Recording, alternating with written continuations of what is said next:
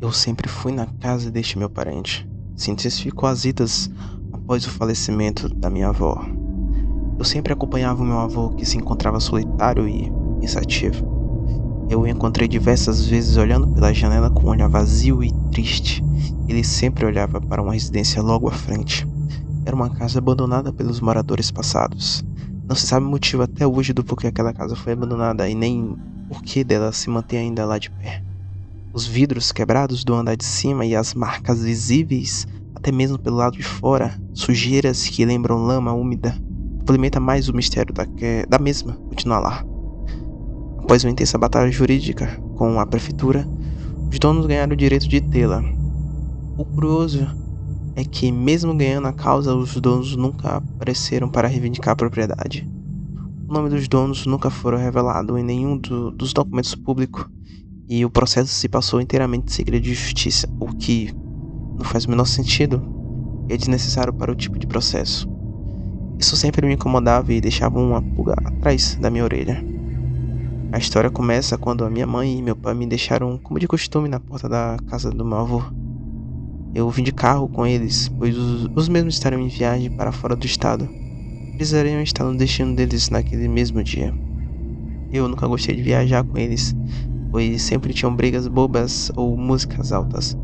Odiava o som que eles colocavam e também as conversas tediosas que tinham. Porém, meu avô, pelo contrário, nunca me deixava no tédio. Sempre contava histórias surpreendentes para uma criança de 11 anos de idade. Histórias envolvendo o espaço, curiosidades do mundo e uma história que ele me contava sobre um antigo morador que ele acreditava ser um dos proprietários daquela propriedade logo à frente. Eu esperei o carro de meus pais se esvaziar pelo horizonte e eu dei uma bela olhada nas casas ao meu redor. Eram incrivelmente padronizadas e com gramas verdes. Muitas tinham cercas, típica casa média australiana. Eu moro na Nova Zelândia, então não era tão diferente pela minha perspectiva. Porém, uma coisa me chamou a atenção. A casa à frente estava diferente desde a última vez que a vi. Ela estava incrivelmente nova e atrativa. Era como se a casa estivesse toda renovada e as gramas e cercas tivessem sido substituídas por uma nova. Aquilo me chamou a atenção. Então eu tomei coragem de atravessar a rua e olhar aquela casa de perto. A janela que outrora estava quebradas, agora poderia sim ver por dentro. Eu estiquei-me pelas pontas dos meus pés e eu dei uma olhada na casa. Não parecia ser nada demais.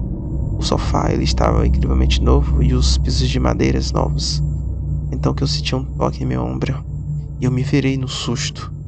Porém, era meu avô. O semblante dele era de assustado. Foi então que ele me falou: "O que você está fazendo aqui? É perigoso ficar essa hora do lado de cá." Meu avô ele me levou arrastado até a casa dele e eu não sei onde ele tirou aquela força. Porém, não parecia ter sido ele que me puxou diante tamanha força. "Não é para ir até aquela propriedade," ele falou.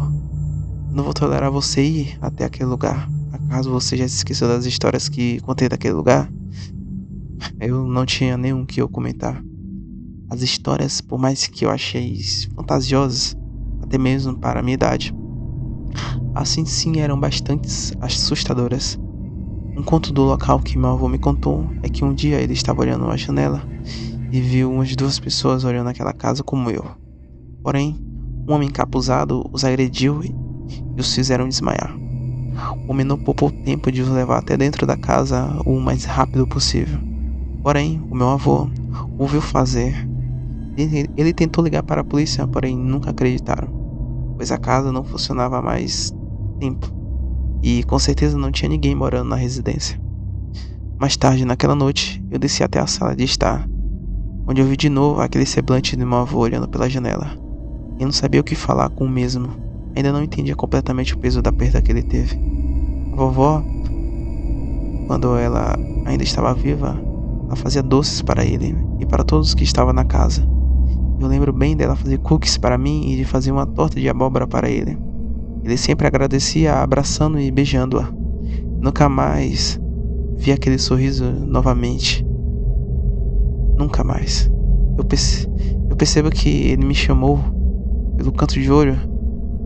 Percebi. Então eu fui até ele. que ele estava sentado na cadeira de minha avó. Ele estava de suéter e edredom, tomando seu famoso chocolate quente. Eu quero conversar sobre a sua avó com você. Desde então, nunca conversamos sobre a morte da vovó. Eu me lembro bem do dia em que ele ligou para minha mãe e contou sobre a morte da vovó. Eu fiquei sem acreditar, pois era uma idosa saudável. Ela praticava exercício e se alimentava bem. Ele, com seus 63 anos, não conseguiu chegar na vida saudável dela de 67. Eu apenas assinei com a cabeça e eu me aproximei dele. A minha Beth se foi há 6 meses. A sua avó. Eu estava evitando comentar isso com qualquer um de vocês, pois não iriam acreditar em mim.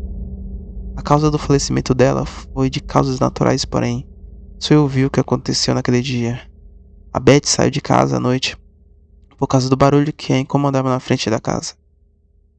Eu não estava acordado no momento, porém eu ouvi barulhos de grito dela vindo de frente da casa, daquela propriedade. Eu acordei na mesma da hora e desci e eu fui até a propriedade. Foi quando eu olhei pela janela e a Beth estava em algum tipo de hipnose com um homem encapuzado. Ele estava proferindo palavras que eu não conseguiria entender, em uma linguagem que não parecia nenhuma outra que existia na Terra. Eu sou formado em linguagens e nenhuma palavra era pronunciável ou entendível. Foi então que a minha visão se escureceu e eu acordei nessa cama. Eu não conseguia raciocinar direito o que estava acontecendo. Foi então que levantei e caminhei até a sala de estar e eu vi a sua avó deitando no chão. Eu tentei medir suas batidas do coração, porém ela não as tinha mais. A sua avó ali estava morta diante de mim. O que eu quero esclarecer para você é que nunca mais vá até aquela casa. Nem a olhe, nem nada. Você e eu nem sabemos o que acontece ali. Eu estava completamente em choque com o que eu acabei de ouvir. Foi como se os mistérios em volta daquela casa fizessem todo sentido. Não era um lugar simples, não tinha nada de simples naquela atmosfera que ronda aquela propriedade. Eu me retirei atônito com o que acabei de ouvir. Eu não percebi no momento, porém, quando eu me virei para ir até as escadas, umas pedras voou pela porta da frente que quebrou a janela. Um homem com um capuz colocou seus braços para girar a maçaneta. Eu fiquei completamente estático com o que acabara de acontecer. Porém, o meu avô, com seu copo de chocolate, derrubou na mão do homem e o fez ficar com mais raiva e pegar uma faca que estava em seu capuz e proferir na mão do meu avô. Ele deu um grito na hora de dor e se contorceu no chão. O meu avô me disse para subir lá para cima e trancar a porta, que assim eu fiz. Não sei exatamente o que estava acontecendo lá embaixo, porém a porta estava trancada e eu me senti seguro por alguns minutos. Seguro esse que foi quebrado, aí eu vi alguém tentando arrombar aquela porta que eu estava. Ouvi barulhos altos de chutes e socos na porta. Eu senti que a porta estava sendo quebrada por causa dos barulhos de madeira que eu vi rachando.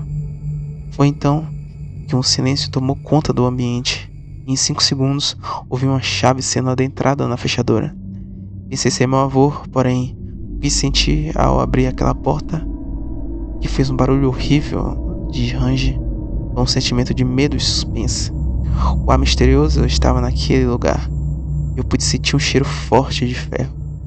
Ouvi um assobio assustador no ar.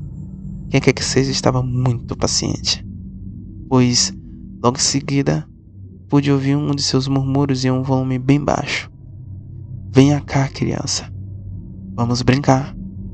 Quem é curioso, logo se acabará.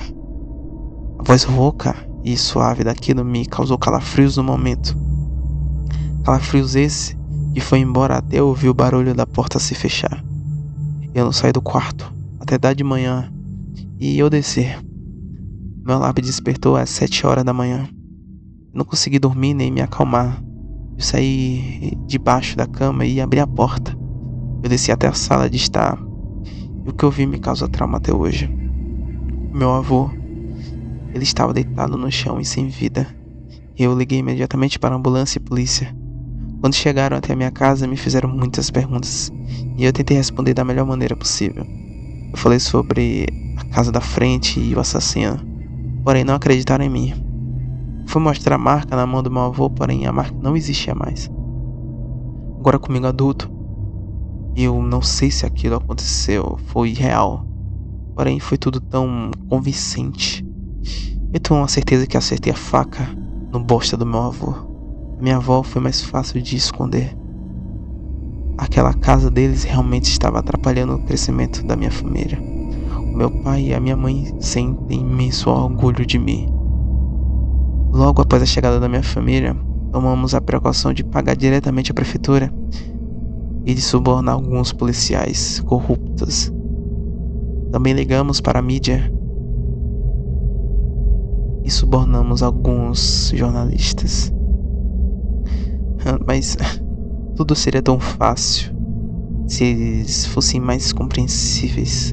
Eles deviam dar aquela casa a nossa família. Tava tudo no plano da nossa família. Eu não entendo até hoje porque eles simplesmente queriam ficar. Era só uma casa, era só madeira, era uma casa padrão australiana. Bom, neste momento eu estou indo até a casa de um amigo meu. Ele perdeu a mãe dele e aparentemente ele tem várias histórias sobre uma casa na frente dele. Eu estaria aproveitando as minhas férias para ir. Porém, tomara que desta vez ele goste muito de refrigerante.